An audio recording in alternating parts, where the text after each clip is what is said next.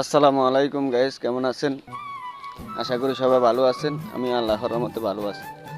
তো আজকে আপনাদের সাথে একটু নিজের কষ্টটা শেয়ার করতে চাই, যেটা হচ্ছে প্রত্যেকে কিন্তু আনন্দ মুহূর্তটা কাটায় নিজের পরিবারের সাথে।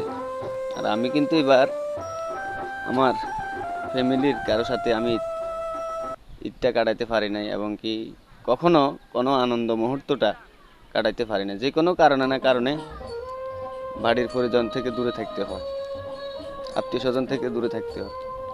তো কারা কারা আপনারা খুশির মুহূর্তটা বাড়িতে বা মা বাবা ভাই বোন আত্মীয় স্বজনের সাথে কাটিয়েছেন? একটু কমেন্ট বক্সে কমেন্ট করে জানাবেন। ধন্যবাদ। ভিডিওটা যদি ভালো লাগে তাহলে অবশ্যই একটা লাইক দিয়ে শেয়ার করে দিবেন। আসসালামু আলাইকুম ওয়া রাহমাতুল্লাহি ওয়া বারাকাতুহু।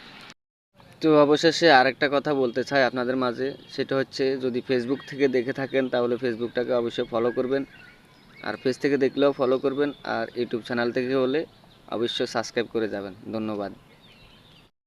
তো নয় যেন আগুনের গোলা।